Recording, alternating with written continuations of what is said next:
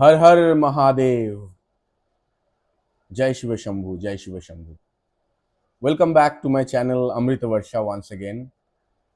আমার আগের পর্বে আমি ভগবান বিষ্ণুর যে পুরাণ বর্ণনা তাকে আমাদের সাধারণ মানব জীবনের সাথে কানেক্ট করার একটা চেষ্টা করেছিলাম। আশা করি আপনারা অনেকেই সেটা শুনেছেন বা দেখেছেন।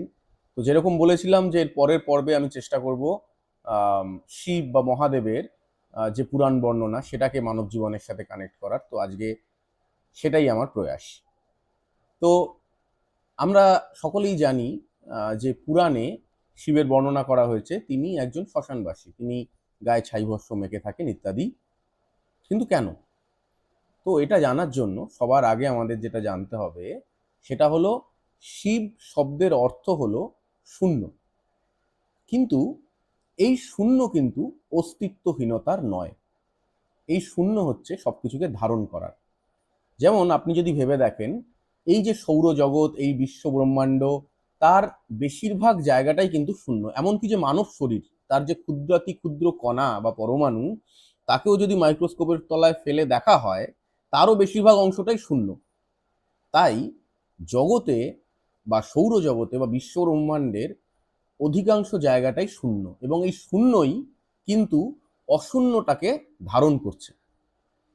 আমরা ঘরে ঘরে বাঙালিরা বিশেষ করে যারা কালী পুজো করি, তারাও যে কালী মূর্তির পুজো করি সেখানে আমরা দেখি যে মহাদেব নিচে শায়িত, মানে শিব নিচে শায়িত, তার উপর মা কালী বা শক্তি পা তুলে দাঁড়িয়ে আছেন। তো যেমন কম্পিউটারের ভাষায় বাইনারি কোড তৈরি হয় 0 আর 1 দিয়ে, সেই 0 কিন্তু শিব আর 1 কিন্তু মহামায়া বা আদ্যাশক্তি। তো এই জন্য শিব হচ্ছেন শূন্য, এই নিয়ে কোনো সন্দেহ নেই, কিন্তু তিনি সবকিছুকে ধারণ করছেন অ্যাজ এ হোল বা অ্যাজ এ শূন্য। এবার আমরা একটু চট করে ভাবার চেষ্টা করি যে আমরা সাধারণ মানুষরা আমাদের সমস্ত রকম দোষ গুণ থেকে ঠিকঠাকভাবে পুরোপুরি শূন্য কখন হতে পারি? যখন আমরা শেষ নিঃশ্বাস ত্যাগ করে আমরা শ্মশানে পৌঁছই, তাই না? সেখানে আমাদের অহংকার, আমাদের লোভ, আমাদের কাম, আমাদের সমস্ত দোষ গুণ সমস্ত কিছু শূন্য হয়ে যায়। তাই শিবকে তুলনা করা হয়েছে শ্মশানবাসীর সাথে। তাহলে আমাদের যদি শিবের সাথে সাক্ষাৎ করতে হয়, তাহলে আমাদের নিজেদেরকে শূন্য হতে হবে। আমাদের একটা বৈষয়িক মানুষের কাছে যেটা শূন্যতা, ভেবে দেখবেন একজন সাধকের কাছে কিন্তু সেটাই পূর্ণতা। তারা সমস্ত কিছু ছেড়ে জঙ্গলে, হিমালয়ের গুহায় ইত্যাদি ইত্যাদি জায়গায় গিয়ে বসে থাকে। কেন? সে বেসিক্যালি শূন্য হতে চায়, সে রিক্ত হতে চায়। যদি না হতে পারে তাহলে সে ভগবানকে মানে ঈশ্বরকে বা আদ্যা শক্তিকে ধারণই করতে পারবেন না, তাই না? তো এটাই হচ্ছেন শিব। এবার তার যদি আমরা তার রূপটা একটু কল্পনা করি, তিনি কি পরে আছেন? বাকছাল, তাই না?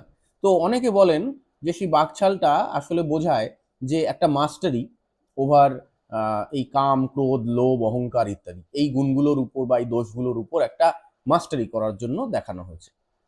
কিন্তু আমার এই বিষয়ে একটা থিওরি আছে।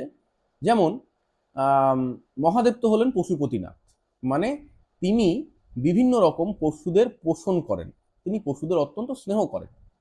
তাহলে যে দেবতা পশুপতিনাথ, তাকে কি করে একটা বাকছাল পরিয়ে দেওয়া হলো? সেটা কি একটা নির্দয়তার প্রমাণ নয়? তাহলে এটা তো একটা অক্সিমোরন হয়ে যাচ্ছে, একে অপরের বিপরীত। কিন্তু এটাই কিন্তু বোঝানোর চেষ্টা করা হচ্ছে যে actually Shiv is an oxymoron. Oxymoron কেন? তার কারণ শিবের সম্পর্কে আপনি যেটা যেটা ভাবতে পারেন, যেটা যেটা কল্পনা করতে পারেন, তার বিপরীতটাও সত্যি। এই শিবই সবকিছু বিনাশ করতে সক্ষম এবং সমস্ত রকম বিনাশ রুখতেও সক্ষম। এই শিবই সগুণ এবং এই শিবই আবার নির্গুণ। ঠিক আছে? তো এটাকে বোঝানোর জন্যই কিন্তু এই বাকছালটাকে দেখানো হয়। তার পাশে নন্দী বসে আছে, তার পাশে মহামায়া রয়েছেন, যিনি ব্যাঘ্রের উপর বা কখনো সিংহের উপর অধিষ্ঠাত্রী, অথচ শিবের গায়ে বাকছাল। তার মানে আপনি শিবের সম্পর্কে কোনো সঠিক কল্পনা কোনোভাবেই করতে পারবেন না, উল্টোটাও সত্যি। ঠিক আছে, এবার আসা যাক অন্যান্য রূপের বর্ণনাগুলোতে। যেমন তার মাথায় একটা চাঁদ রয়েছে, তাই তো? তো চাঁদটা কেন? চাঁদ প্রমাণ করে, চাঁদ অ্যাকচুয়ালি ডিনোট করে আমাদের স্নিগ্ধতাকে, আমাদের মায়া মমতা এই সমস্ত সাইডগুলোকে। চাঁদটা এই জন্যই দেখানো হয় কারণ বারবার বোঝানোর চেষ্টা করা হয় যদি তুমি শিব হতে চাও, যদি তুমি তাকে অনুসরণ করতে চাও, তার তার মতো হতে চাও, তাহলে মাথা ঠান্ডা, একদম ঠান্ডা রাখো, কোনো অবস্থাতেই তুমি রিয়্যাক্ট করো না। এটা একটা সাংঘাতিক গুণ। যে কোনো অবস্থাতেই নিজের মন এবং মাথাকে ঠান্ডা রাখা সহজ ব্যাপার নয়। এবার আসি আরেকটা রূপের বর্ণনায়। তার আম, গলার মধ্যে সাপ জড়ানো আছে। কেন সাপ জড়ানো আছে? অ্যাকচুয়ালি সাপকে আমাদের হিন্দু শাস্ত্রে তুলনা করা হয় জ্ঞানের সাথে। কেন? কারণ সাপ হলো এমন একটা প্রাণী যে কিন্তু দেখতে পায় না, শুনতে পায় না, বলতেও পারে না, কিন্তু সে অনুভব করতে পারে। সে যে আপনাকে দংশন করে সে কিন্তু দেখে করে না, সে অনুভব করতে পারে। তাহলে জ্ঞান হলো এমন একটা জিনিস যা সবসময় ভাষায় প্রকাশ করা যায় না, যা দেখানো যায় না, যা শোনানো যায় না, যাকে অনুভব করা যায়। আমি কিন্তু শিক্ষার কথা বলিনি, আমি সার্টিফিকেটের কথা বলিনি। There is a thin line between knowledge and wisdom. তো এই উইজডম হচ্ছে অ্যাকচুয়ালি সাপ।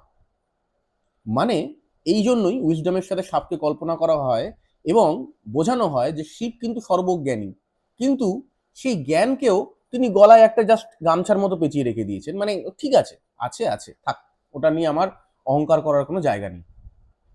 এটা আরেকটা রূপক। আচ্ছা, এবার দেখবেন যে শিবের গলায় এখানটায় তার তার বিষের জন্য এই জায়গাটাকে নীল রঙের দেখানো হয়। তা বিষটা তিনি যে পান করেছিলেন এই গলায় রয়ে গেল কেন? এটা অন্য কোথাও গেল না কেন, বা নিচেও গেল না কেন? এটা বোঝানো হচ্ছে যে আপনি পৃথিবীতে অনেক মানুষের সাথে মিশবেন, অনেক রকম পরিস্থিতি হবে, অনেক রকম বিষ আপনাকে পানও করতে হবে, কিন্তু সেই বিষটাকে এই গলাতেই রেখে দেবেন, নিচে নামাবেন না। যদি নিচে নামান তাহলে আপনি শেষ, এবং ওই বিষটাকে যদি বাইরে বার করেন তাহলে আপনার পারিপার্শ্বিক জিনিসপত্র শেষ হয়ে যাবে। তো এই জন্য নিজের হিংসাত্মক মনোভাব, নিজের খারাপ লাগা, নিজের অনেক কিছু অনেক সময় নিজের মধ্যেই চেপে রাখতে হয়। সেগুলোকে না অ্যাবজর্ব করতে হয় হার্টলি বা পার্সোনালি। অনেক সময় একটা আমরা কথা বলি না, তুমি কিন্তু খুব মাইন্ডলি এটাকে নিও না প্লিজ, এটাকে লাইটলি নাও। তো এটাই এটার রূপক, যে তুমি ওটাকে এখানেই রেখে দাও, এর তলায় নামিও না। আবার এর জন্য যে রিয়াকশন তৈরি হয়েছে সেটাকেও বাইরে স্পিড আপ করো না, তাহলে তোমার চারপাশটা খারাপ হয়ে যাবে। ঠিক আছে, এবার আসি আহ, তার সাইডে একটা ত্রিশূল রাখা থাকে, আমরা দেখেছি। কেন ত্রিশূলটা রাখা থাকে?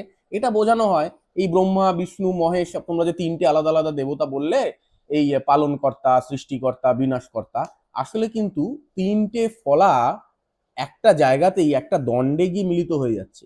মানে ঈশ্বর আলাদা নন, তিনটে আলাদা অ্যাভেটার বা তিনটে আলাদা রূপ, আসলে তিনটেই এক। তো এরকম ভাবে মহাদেবের যে বর্ণনা, সেই বর্ণনাগুলো কিন্তু আমাদেরকে এক একটা পথে চালিত করে, এক একটা রূপ দিয়ে আমাদেরকে একটা গভীর জীবন তত্ত্ব শিখিয়ে দিয়ে যায়। এই অবধি বলে আজকে শেষ করছি। এর পরের দিন আর অন্যান্য দেবতাদের আহ, বর্ণনায় যাব না, কারণ তাহলে একঘেয়ে লাগবে। যদি না আপনারা কেউ স্পেসিফিক্যালি কোনো কমেন্টে কোনো দেবতার কথা উল্লেখ করেন যে আপনারা শুনতে আগ্রহী, তাহলে যাব, নাহলে যাব না। এর পরের দিন আমরা বোঝার চেষ্টা করব যে এই যে মন্থন করা, যেটা বিষ্ণুর বর্ণনায় বলেছিলাম, বা এই যে রিক্ত হওয়া, এটা কিভাবে হওয়া যেতে পারে, তার জন্য কি কি রাস্তা আছে, এগুলো এক এক করে বোঝানোর চেষ্টা করব। ঠিক আছে? তো ভালো থাকবেন, সুস্থ থাকবেন, আবার দেখা হবে। আজ চলি, নমস্কার।